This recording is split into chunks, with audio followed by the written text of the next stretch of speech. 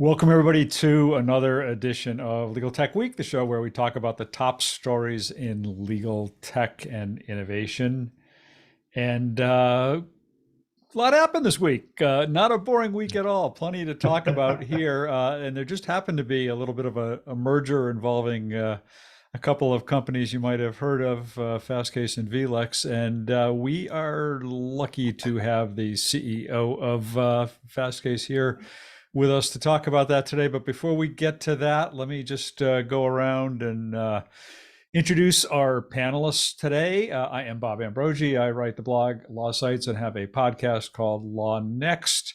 We've got a ringer again this week. Greg Lambert's sitting in with us again. Greg, thanks for joining us again. And I want you to introduce yourself. Sure. I'm Greg Lambert. I'm with the blogger at Three Geeks and a Law blog, a podcaster at The Geek and Review.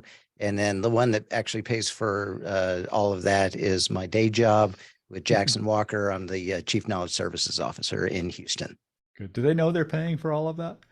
They do, because I also do the podcast for them as well. Okay. So good. Okay, good. I thought maybe I could get you in trouble here. All right. And Stephanie. Hi, yes, I am unmuted. Stephanie Wilkins, Editor-in-Chief of Legal Tech News at ALM. And Niki Black. I'm Niki Black. I am the head of SME and external education at My Case and LawPay. And I write legal tech articles for ABA Journal, Above the Law, the Daily Record, among other outlets. And I also oversee and author a bunch of the industry and benchmark reports that we put out on the My Case and LawPay side. I'm excited to be here. A lot to talk about. she's bringing her smoky voice to us. I was going to say, she's been going through packs of cigarettes this week. I don't know what I'm doing. And I'm excited to hear from you. And I'm really excited about the merger. That was big news. And potentially also smoky voice to Victor Lee. Hi, everyone. My name is Victor Lee. I am Assistant Managing Editor for the ABA Journal, handling business of law and technology. So yeah, I was out last week. I had a bout with COVID. Then I tested negative and went to go see Depeche Mode. So I don't know which one's more, which one's messing me up more at this point. So. Did you go to see Depeche Mode? Is that where you got COVID, or you went after you got over it? I went after it. It was touch and go for a little bit. I wasn't sure if I was going to be able to make it. But then I tested negative. I was like, all right. I feel like maybe Ed shouldn't be on the show because we're all coming down with COVID at different times. And maybe this is the root source. Well, you know, people are people. I don't think it spreads through Zoom, but we'll see. All right. And last but not least, Steve Embry. Now I think I'm catching it. Steve Embry. I write the blog Tech Law Crossroads, and I'm currently the chair of the ABA Law Practice Division. All right. So what I thought was actually a little bit of a shocker this week on the legal tech news front. Certainly wasn't one I saw coming when I heard about it. And that is the merger of Fastcase and vLex in a year just shy of your 25th anniversary, right, Ed? You guys have been around for a while, so exciting news. But so we invited Ed to join us today to talk a little bit about the deal and take a few questions from the panelists and everybody out there in chat land. If you've got any questions for Ed, drop them in the chat and we will be happy to pass them along and make sure he gets to them. So, but I mean, Ed, before we get to all of that, maybe you could just kind of talk a little bit about why this merger, what's it mean for your customers? Sure. First of all, thank you for having me here. As I said in the warm-up, long-time listener, second-time caller, I think. I always enjoy the roundtable. I think I want to break news at the header. So my new role is actually going to be Chief Strategy Officer for vLex Group. That doesn't mean I'm kind of going anywhere. I'm still going to be working out of the DC office of Fastcase. But one of the difficult challenges of a kind of a global organization that spans lots of time zones and coordinates a lot of entrepreneurs is to make sure that everyone is pointing in the same direction, that they're all kind of aligned on the objectives of a relatively, diverse multilingual organization, and that everyone understands kind of what their part of that's going to be. It's not really that different from being a CEO at Fastcase, because with Docket Alarm and Next Chapter and Fastcase, we were always trying to do that, trying to make sure that we were resolving, competing priorities, that we were making good choices, that we were communicating that to the whole team, and that everyone, really knew what their part of that was. It's going to be we love a it when bigger people break challenge. news on this show, so that's a good thing.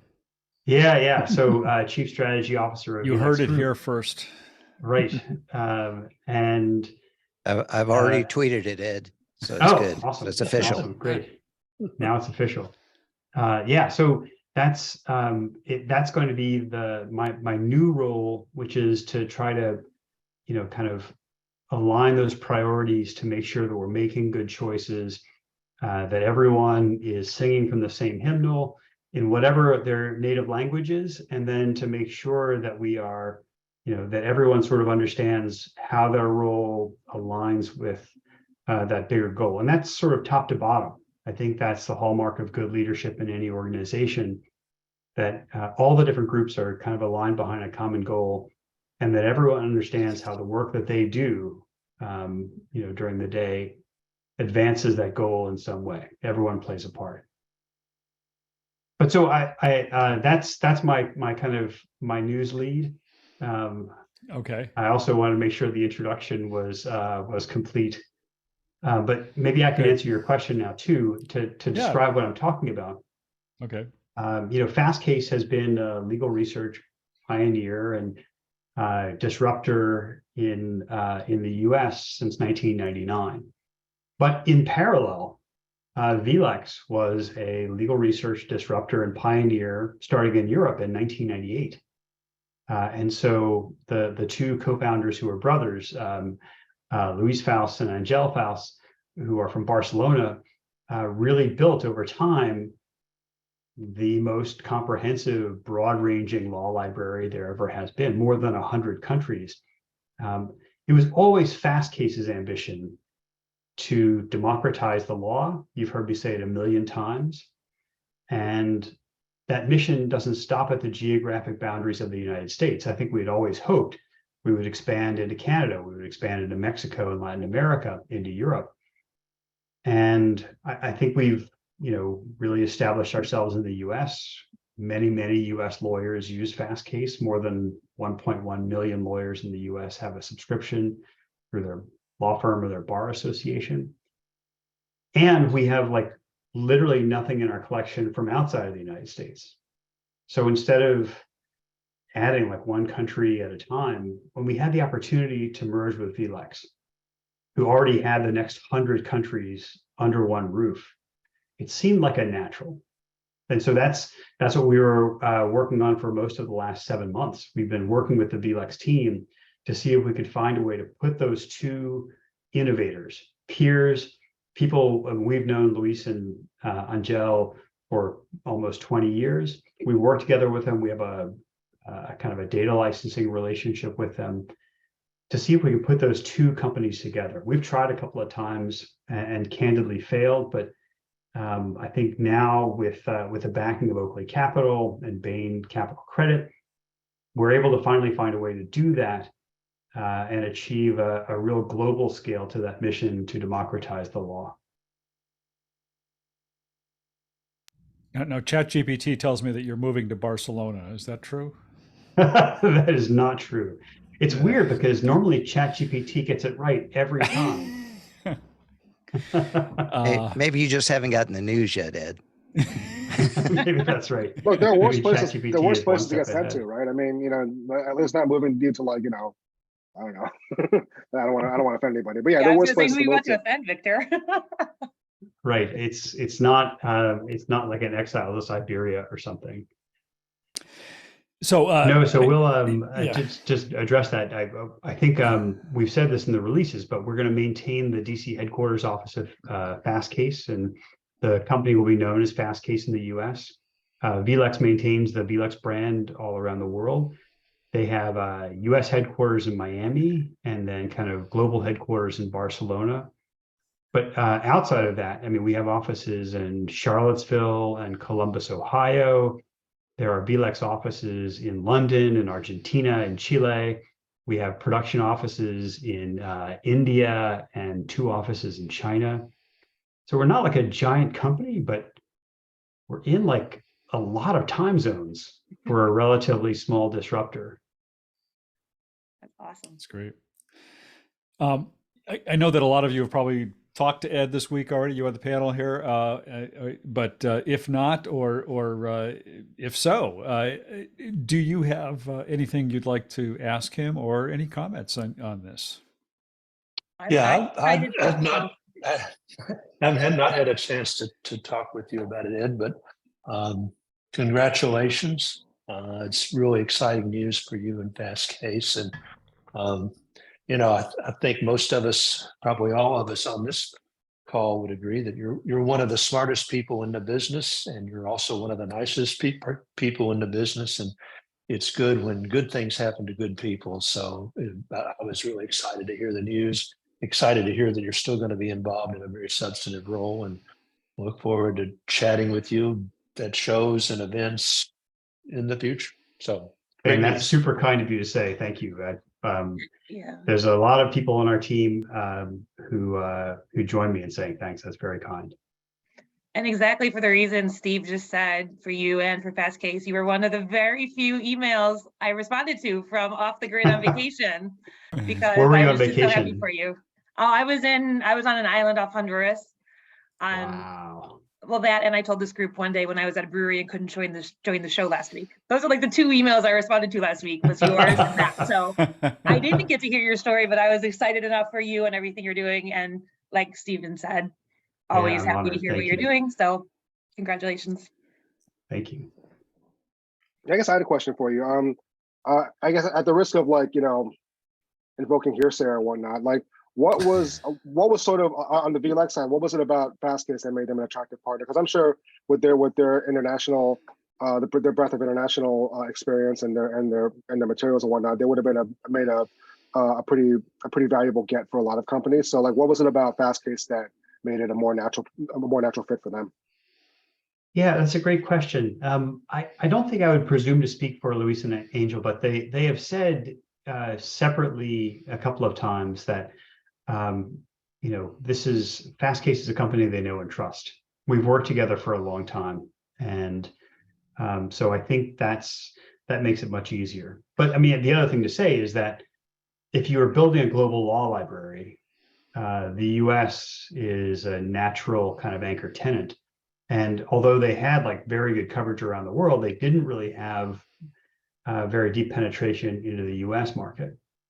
And so we each independently were trying to figure out a way to create a global law library.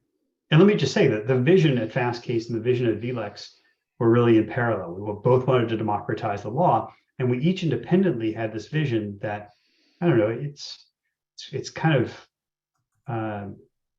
commonsensical when you say it out loud, but there has to be a global law library with the law of every country translatable from any language to any language. If I asked you, is it possible 10 years from now that we won't have a global law library? You would all say, of course, it has to happen. But so here's the thing, the conventional way of doing this, the conventional way of building legal research services is you start at the biggest countries and you sell into the biggest firms for the largest amount of money. And there's nothing wrong with that. The incumbents in this market have made a fortune. They've built really cool products.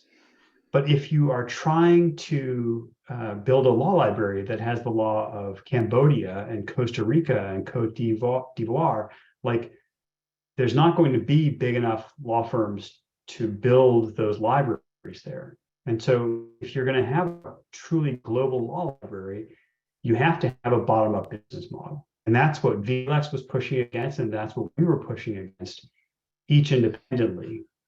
You have to have the US law if you're going to have a global law library. We're a beacon for the world in many ways. if you're going to start from the US and build out, it's really hard, like one country at a time, to build out the law of Luxembourg and Laos. And so combining the two together is a very powerful combination, both of vision and of scope. The combined vLex group, which will contain Fastcase, will be more than 3 million subscribers around the world, the largest subscriber base of a legal tech product in the history of legal tech. There's never been a larger subscriber base. It's going to contain, today, 1 billion documents with a B, and the law of more than 100 countries under one roof. And again, like, it's not like that law is inaccessible. You can go to individual websites and countries and find the law of, some of these nations. There are individual, kind of products for the incumbents in those markets. But to be able to search it all under one roof, that truly is new. And so this is going to be a very interesting stage for both companies. We're both pretty small companies in some way, but we'll end up with more than 350 employees across 22 time zones. And we'll be servicing the largest subscriber base with the largest research library in history. There's never been a larger law library in the world. So it'll be an interesting challenge for this next stage. Great. There's a great question from somebody in the audience, from Hayden Jones. And Fastcase acquired Docket Alarm in 2018. Does vLex have something similar in place for litigation records in other jurisdictions, or is that something that will be developed? And I would just kind of add to that also, what does this mean for Docket Alarm and some of the work that you've been doing with Docket Alarm? Yeah, a great question. Both questions I love. So the idea in combining these companies is not to phase things out or scale things back. There are mergers in the world that do that, where you add 1 + 1 to make 1.5. And our idea here is to make like 1 + 1 equals like 3.5 or something. So the idea is to do all these things at scale. So Docket Alarm will continue. It'll be under the Docket Alarm brand. But instead of adding new states in the US, like maybe 1 at a time, we might be able to add more like 3 at a time. And instead of it being a service that just tracks dockets in the US, the idea, the vision is that we can scale this around the world. And so there are countries where their judicial systems are electronic, where you can track their dockets online. And so we'll expand into those jurisdictions right away. But then, over the next 10, 15 years, there'll be a lot of court systems around the world that are coming online for the first time. We'll even help them do it. And as they do, they become like new Docket Alarm jurisdictions, not just in the US, not just in Kansas or Illinois, but now like anywhere in the world. Same thing with next chapter too, I should add, like next chapter, the document automation and bankruptcy filing software that's a part of Fastcase that is expanding into kind of document automation. You will see that at a larger scale now outside of the US as well. Good. Great. Ed, I know when the West was bought out by the Thompson family, and then Lexis was bought out as well, and now this is the third kind of big legal information provider in the United States that has now been basically taken over by a foreign company.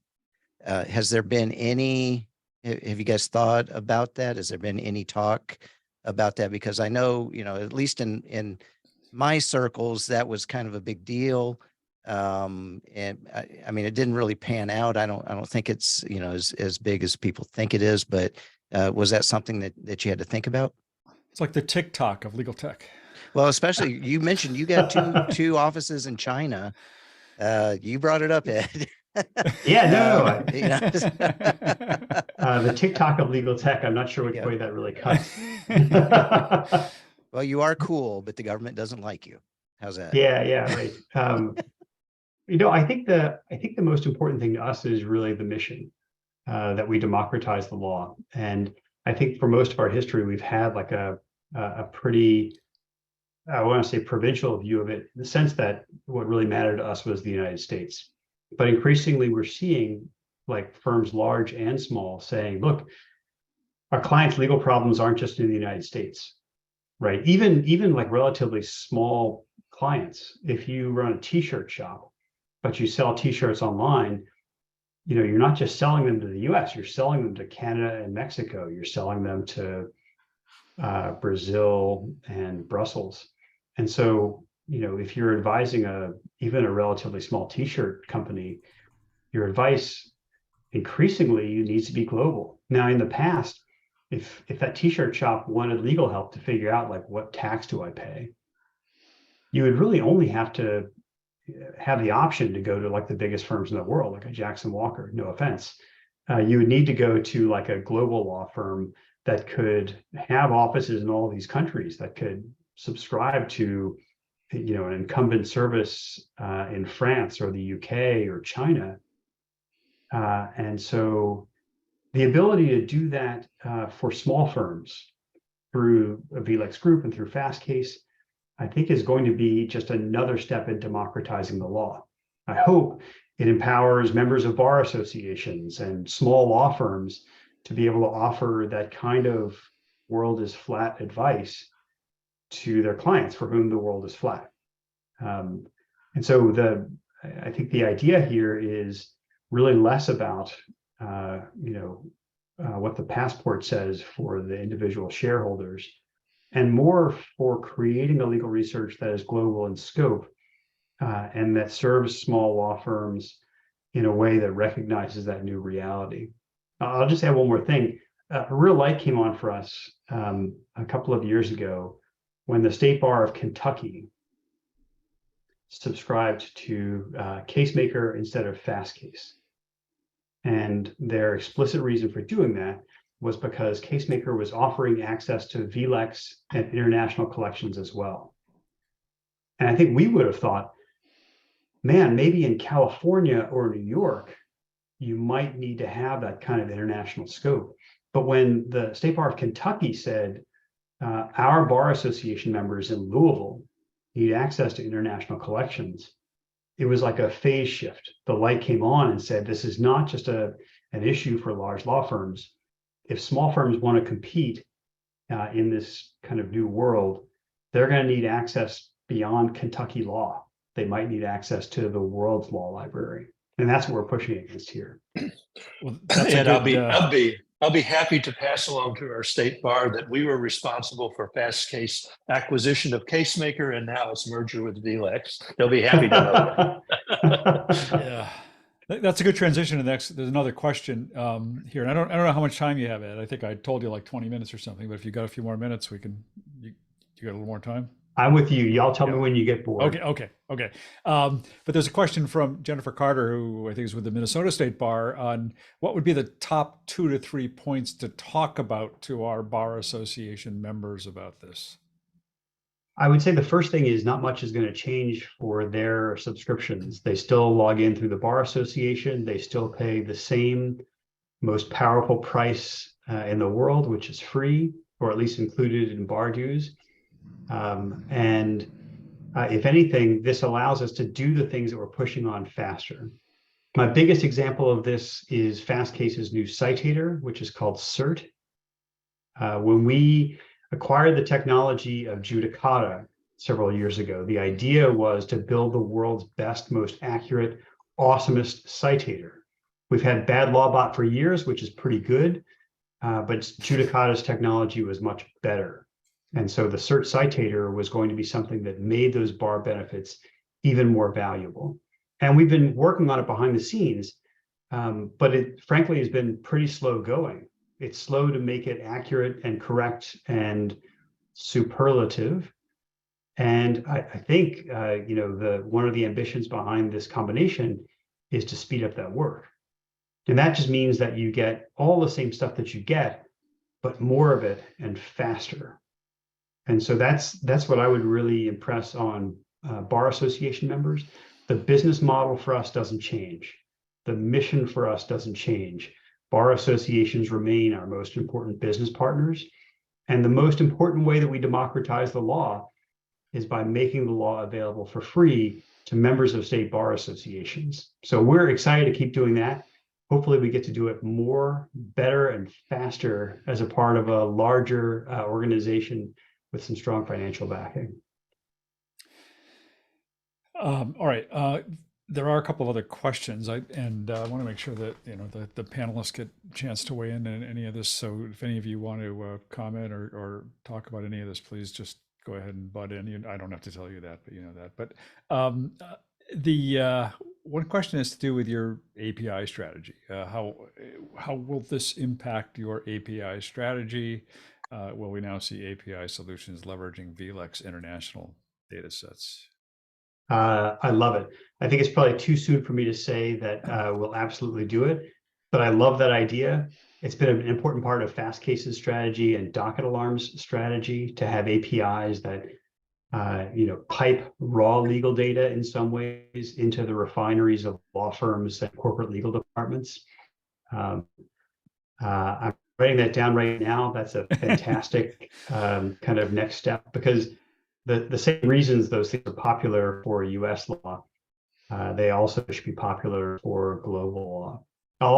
I saw in the chat, Mark Stoddard asked the question, do you think this will have any impact on Fastcase's adoption and the world's adoption of SALI standards? And this is a place where I'm really, really excited. The vLex team loves this idea as well. If you can adopt those standards across the world's law, the idea is it becomes like a key number system for global law. And when you have a question about how to tax t-shirt sales in a bunch of countries, instead of running keyword searches in 22 or 29 different legal research systems, you can run a search for one SALI tag across all of them all at once in the same place. And that's the real promise of standards. If we can accelerate the adoption of SALI standards around the world, in law firms, in corporate legal departments, maybe even in governments themselves, that's a huge win. That's the way standards really catch on. And then when you get really big, you can claim copyright on the standards and go ahead and sue all the other people using it. Well, that's the beauty of SALI, right? No one owns it. It's all open source. Doesn't belong to Fastcase. What about the other part of Mark's question there about what will the role of Oakley and Bain Capital be in the future of the merged companies? That's the faster part of more, better, faster. So I think with strong capital backers behind us, it allows us to fund our ambitions at a global scale. You guys know, Phil and I have bootstrapped Fastcase for 23 years. And I think we've been very effective at it. We've been pretty good at it. Luis and Angel were doing the same thing with vLex. They bootstrapped that company for 24 years. And what's exciting about this, I don't know, you guys have all seen this, right? You have like people who run a company for 2 or 3 years, they get a huge infusion of capital, and then they blow it in a weekend binge in Vegas or something, right? It goes into NFTs or crypto or something. But the idea is if you have companies that are very capital disciplined, who've had to learn by spending their own cash, who've had to be conservative and to do this over decades instead of financial quarters, if you can get capital behind companies like that, and they can continue to be cash disciplined and strategic and smart, the sky's the limit. You know, that's where the real magic happens, when you have a good, smart, long-term disciplined backer. Oakley and Bain are obviously both those things, combined with founders and executives who are disciplined and know how to use that cash. Man, if I were an incumbent in this market, I'd be very worried about that.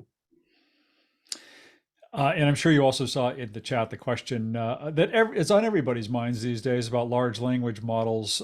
So now that you have this gigantic database, what's your strategy for AI and ML?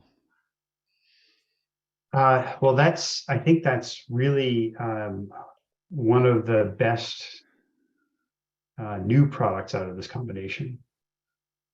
Because when you have a document library of 1 billion with a B documents, and when you have standard tags on them from Sally, that is going to be the most powerful driver for large language models in the world.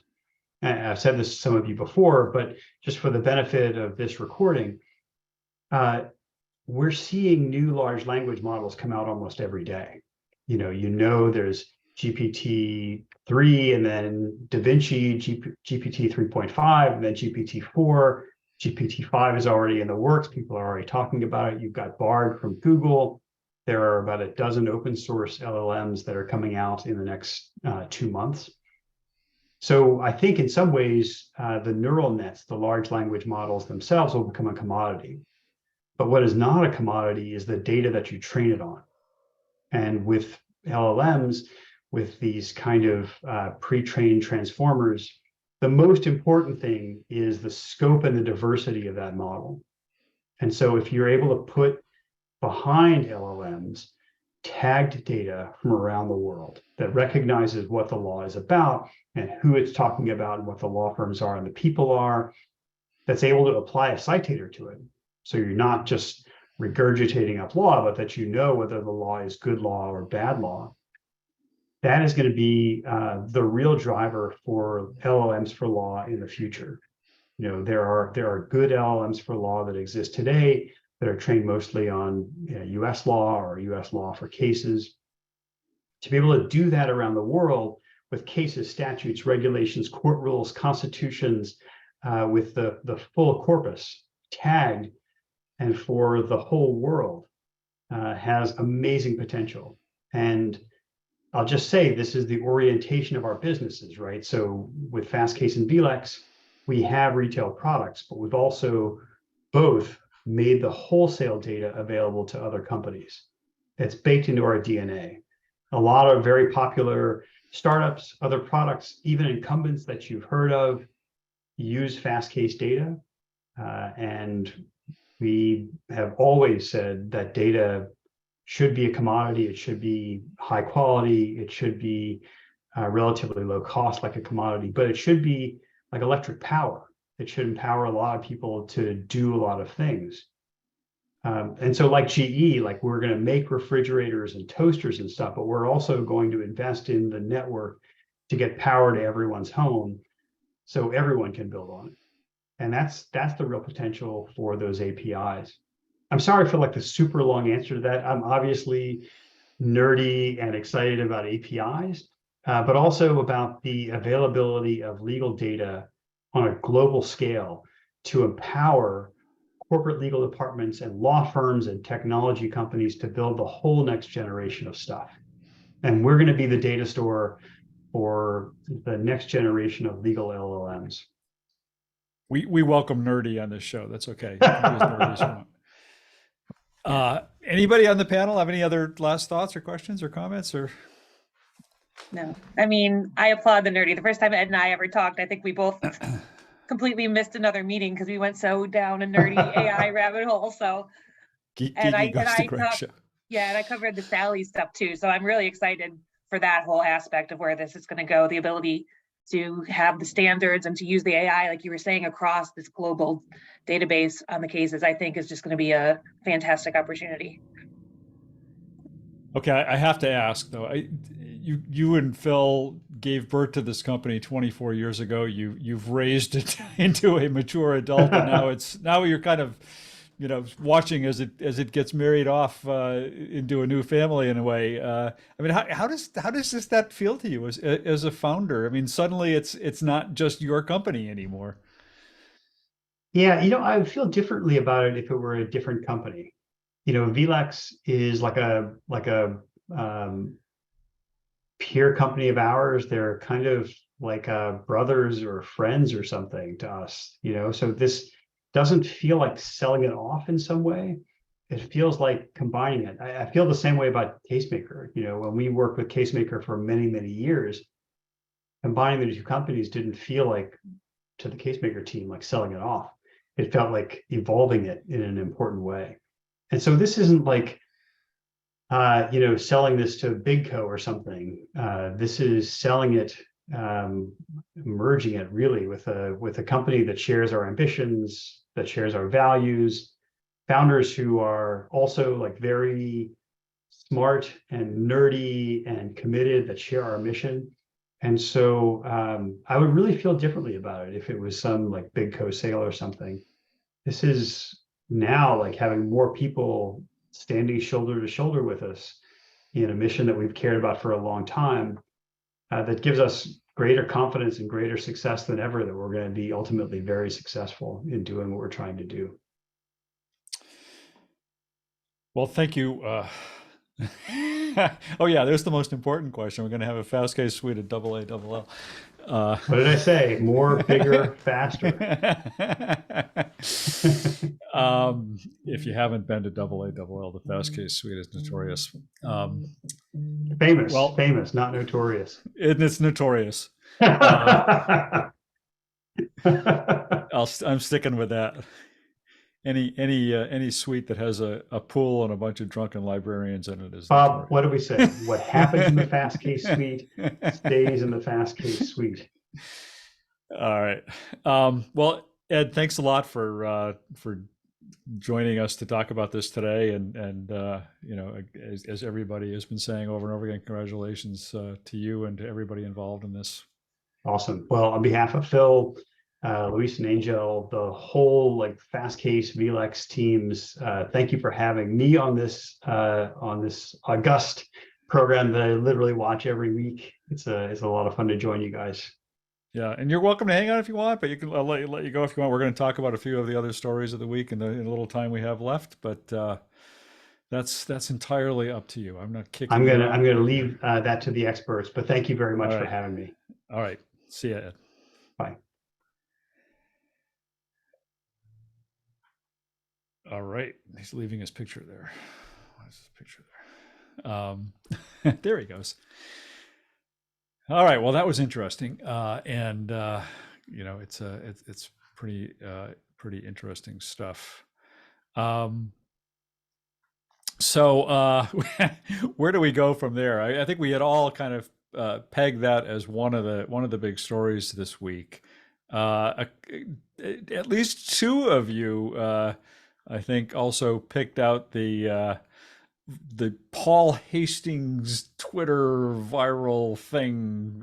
Victor, I think, and Stephanie, you both kind of picked up on that one, which is worth a little commentary, I think.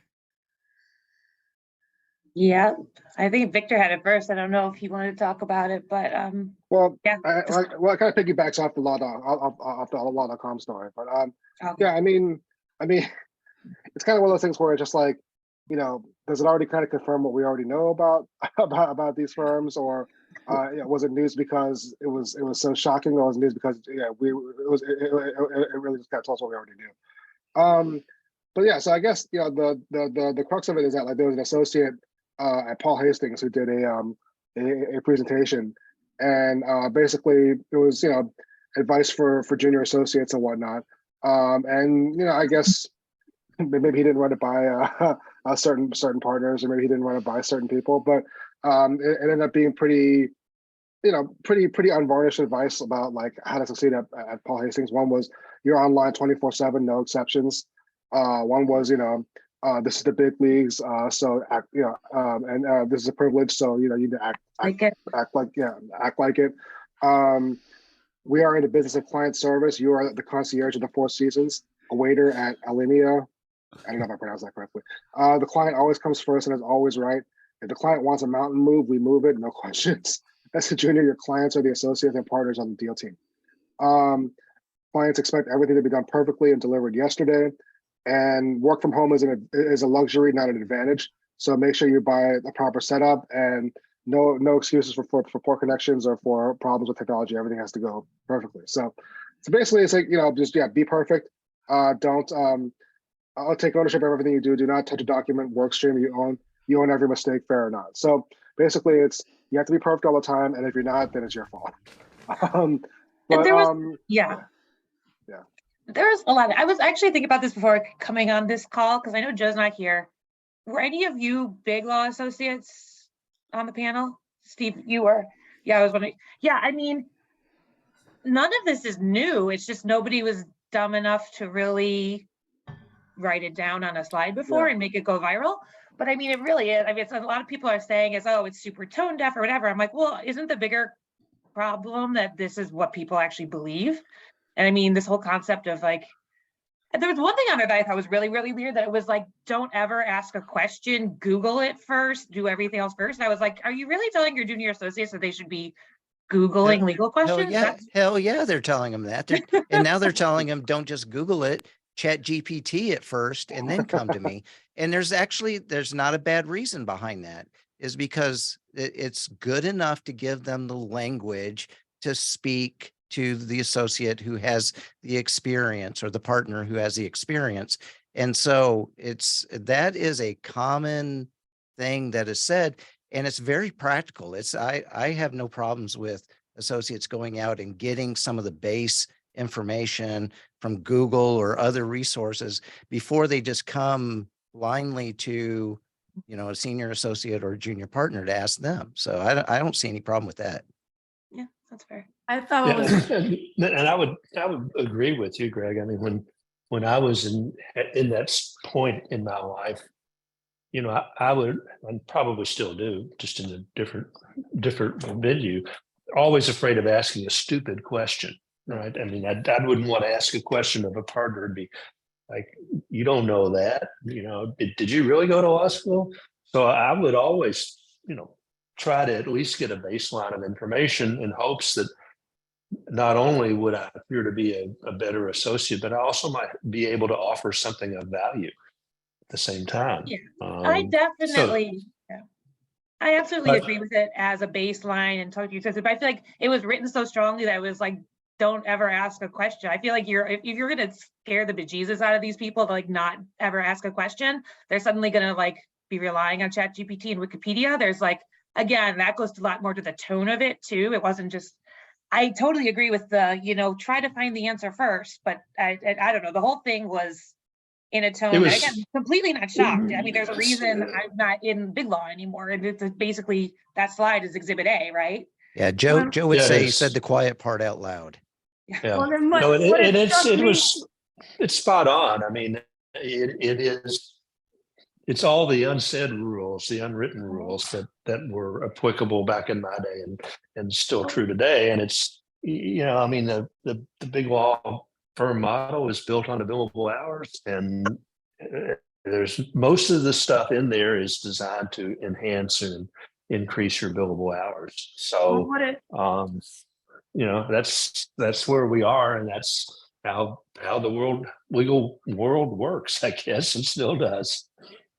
What it struck me as was a prime example of, like, another example of text like it'll be one day read aloud in deposition, create internal slide decks like they'll one day go viral. Same thing. Like, this was like, that was what really struck me, was it's just a stupid thing to put into writing in this day and age. So that's what I think was the most striking about it to me.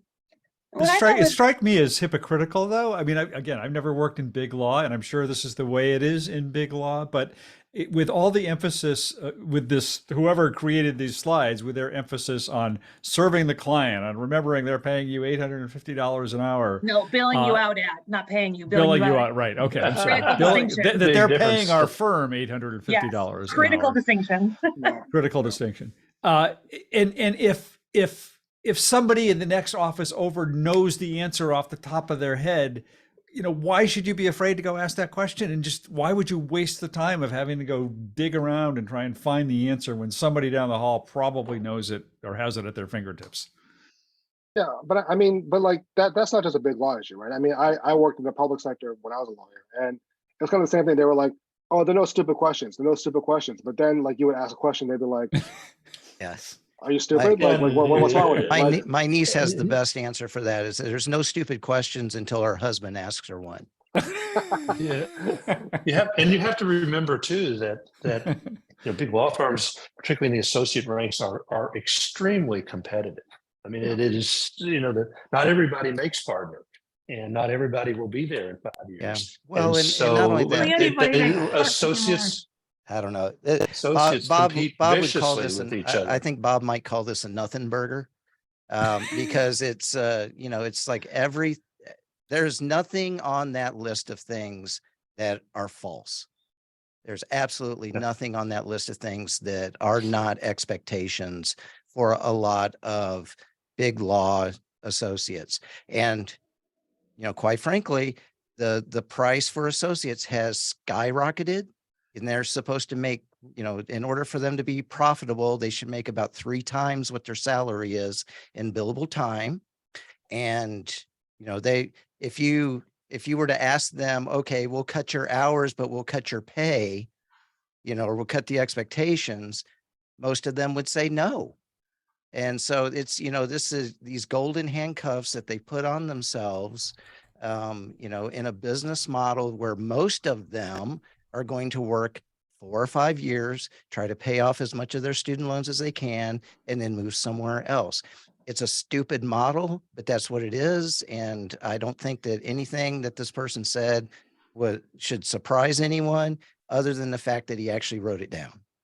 Well, but that's the thing though, right? The fact that he wrote it down, like it seemed like it almost, and I don't want to get into like, conspiratorial things or whatnot, but it almost seemed like it was calculated to kind of provoke a reaction, because it's like the more diplomatic ways of saying those things, right? Like not you're 24/7, no exception. It's more you need to be available as much as possible for your clients. Remember, they're paying, they're paying the firm, and they're very important they're very important, things that need to be worked on. So you should try to be available as much as possible. Like there are ways of saying it, finessing it, so that you're not going on being like, okay, we own you, and you do everything that the client or your partner tells you, right? I mean, there are ways to couch these things without making it so blatant and so controversial, and so I mean, so it almost probably just it doesn't change how they actually work.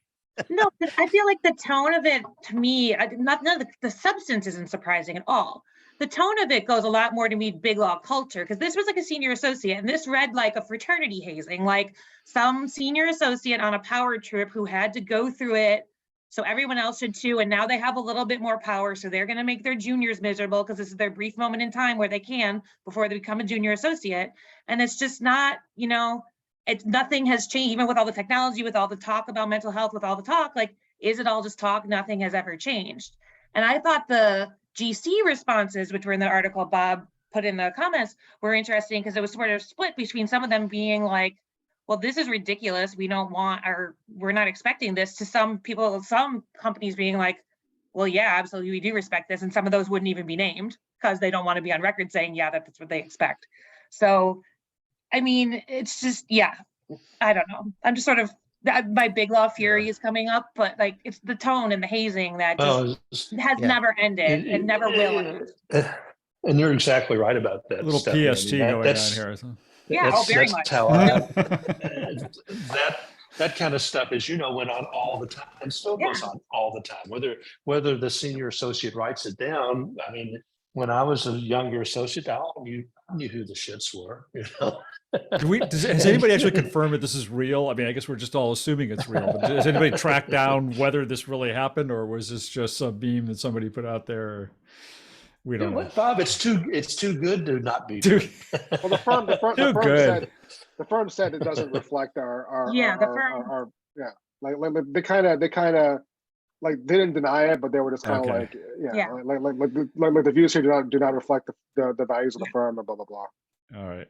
Like the Jonathan Turley post this week about how he was ChatGPT accused him of sexual harassment on a trip to Alaska or something when he'd never been to Alaska, and we're going to see a lot more of that. This blending of reality and fiction and not knowing what's real and what's not. I read a couple articles about that as ChatGPT is used and the GPT-4 technology is used by bad actors to spread misinformation. It's going to be hard to sort of rebut the information out there and decipher whether it's true or not. So I thought the question you asked, is this actually true, was a good question. And it's also one we're going to be asking more and more, and it's going to be hard to figure it out as time goes on. Yeah, and one that judges should not be just asking. the chat. Yeah, there you go. One the judges should be asking. Niki. Right? Well, exactly. Well, that's what I included in my, stumbled this week in my RSS feed or on a social media, I can't remember where I saw it, but on a guide that was released for judges in February that was 102 pages long. I'll put it in the chat, about artificial intelligence. And it was sort of like artificial intelligence 101 for lawyers or for judges by from the Federal Judicial Council. It's the organization that's created to educate judges about things that they need to know that are going to crop up in their cases. And I mean, the first thing I thought was really notable was that what they created this, and it was very timely. It's a fantastic primer. I haven't actually waded through all 102 pages yet, but it's a fantastic primer on AI in general and the implications of AI and explaining why, the culmination of all these different technology forces coming together that have sort of set the stage for this being the tipping point for AI. But it's a really interesting and useful primer on AI, not just for judges. I recommend you skim over it. It's a good resource for presentations if you give presentations or to refer to in articles. It's a great document, but it's also just so interesting that it's wonderful that they're educating the judges. They need it because this is increasingly and at an exponential rate going to become relevant across all aspects of our culture, certainly in the court. So I think it was very notable and very timely that they released this to the judges and that they prepared this really thorough doc. All right. One other story of my own that I wanted to mention this was my own. The Fastcase one wasn't my own because we all covered it, but the ThomsonReuters sale of Elite, which is its whole sort of big group of products for basically back office business, financial management, CRM stuff for larger law firms, which has been, a pretty dominant product for them for a long time. One they've, I know, put a lot of money into investing and selling, and they've had a whole big user conference around it for a long time. I was a little bit surprised by that. I don't know if any of you who have followed this stuff or worked in the BigLaw world had any thoughts on it. But I mean, what's going on with ThomsonReuters other than suing Andrew Arruda over here? I mean, are they where are they going? What are they doing? Anybody have any thoughts on that or any insights? Well, I think ever since they pulled out a tech show maybe 4 or 5 years ago, that to me was the writing on the wall. They got rid of their PR arm. They pulled out a tech show. They're now offloading some of their major legal tech software products. I mean, I think they're just divesting themselves of the legal market. They've decided it's probably not profitable other than maybe their research arm. I'm not entirely sure, but it's clear that they're devaluing some of their legal research or choosing to offload them. For it's got to be because they're not profitable or they're changing their strategic focus. But it's sort of we've talked about this in the past, so it was really notable. This isn't legal research though. This is like a whole right. I mean, maybe it's because it doesn't fit with the legal research, so it's paring down. I mean, I think they're starting to offload some of their software stuff, right, and just focusing only on the. And they didn't sell the whole thing. They sold a majority stake. They still have an investment in it. Yeah, that's true. The word that I'm hearing on the street was this was a divestiture that would help the Thompson family kind of get some of their investment out now. All right. So it's just line our pockets. See that I could see the argument that it's that allows them to focus more on their core business, which is the legal research. But Niki, you're right. I mean, we look back over the past few years of history and even the number of people that we all know that used to work at ThomsonReuters and are gone now. I mean, it's I've not been to their offices, but I suspect there's a lot of empty space. Yeah. Well, didn't they move out of their big thing in Egan back into this? They moved back into. You're right. Yeah. They sold that. Yeah. Yeah. All right. Well, just got a couple of minutes left. Anybody want to jump in with anything that we haven't talked about yet? I'll do real quick on mine. I actually pushed this out today just because Bob invited me to speak. So I talked with Christina Kashtanova, who wrote a story that turned into a comic book. She used generative AI to create the images for it, got copyright protection that was later revoked. And it's really interesting to see how the art community has really kind of split on generative AI tools when it comes to producing art. And she has really kind of come under fire to, referred to as being Hitler and getting death threats for doing this, which is just absolutely asinine. But very, very interesting story. I think she's a Russian or at least Eastern European immigrant whose grandfather was in a concentration camp. So to refer to it as Hitler is kind of a low blow on this, but really interesting story. And then I've got Roger Skaubeck and another professor from Ashley Dobbs from Richmond, who are also using this type of generative AI to teach law students certain legal issues. So I put a link in there on my story. All right. Sounds like something we should all listen to. All right. Well, I think that's about it for our time for this week. And I was going to comment on yeah. Joe's story, but since it was Joe's story, I'll just leave it out. What was Joe's story? About the layoffs. The layoffs at Kirkland, which was a crappy optics and crappy thing to do, I think, but not Joe's story. Yeah, what Kirkland did. We've beat up enough on the poor big law firms on this episode. I agrry. Give them a break. They